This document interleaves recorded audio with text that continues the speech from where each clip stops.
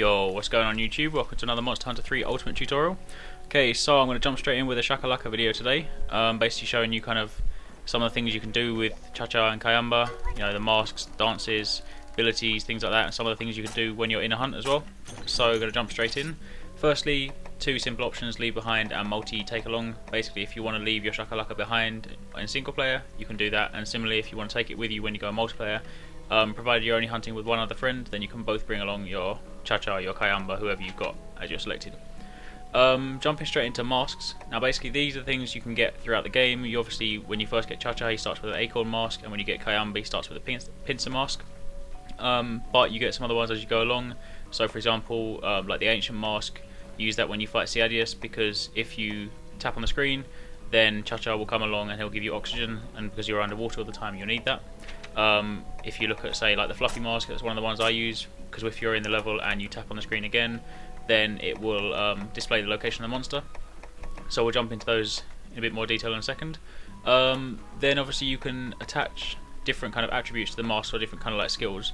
So you start off with your things like, you know, your standard kind of elemental attack, so you can have fire attack, ice attack, thunder attack, those kind of things. Or you've got things like, you know, defense boost, attack boosts, or other things kind of like earplugs, and it really depends on kind of how you want your Cha-Cha set out, and this is kind of what you need to think about. Like with my ones, I don't really like them to attack because they just get in the way, and to be honest, they don't do massive amounts of damage. So what I prefer to do is set them up as kind of more support roles. So for example, if I've got the fluffy mask on him, Cha-Cha will not attack at all, so I have him with increased guard or increased defense, and then basically I've got his dances set up in such a way so that he'll heal me more often.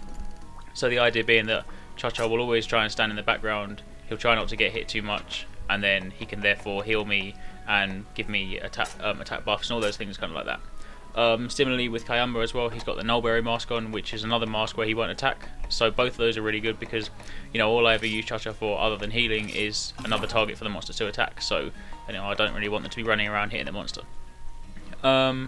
But obviously if you do want a more aggressive one, then you can, for example, if I use the ancient mask, I do, because it's an attacking mask, I tend to use dragon attack, attack boost, and then I put like elemental attack up, because typically if you're fighting Ciadius with the ancient mask, then he's weak to dragon.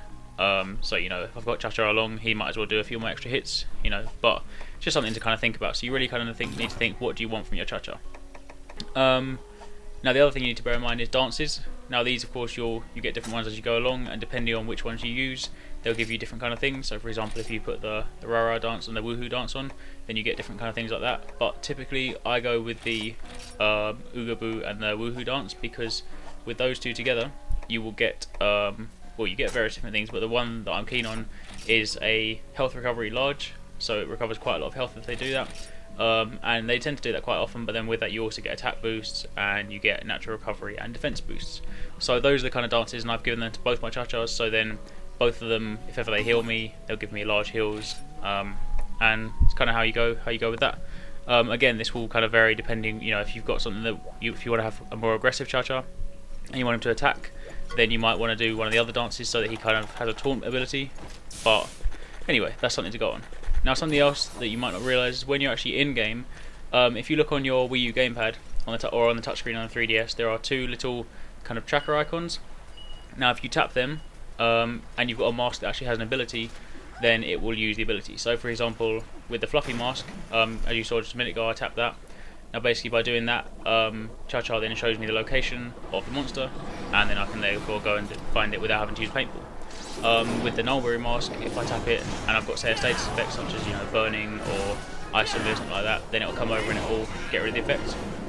Or as I mentioned earlier, the ancient mask, if you're using that and you're fighting Ciadius, then tap that and then Cha-Cha will swim over and give you some oxygen.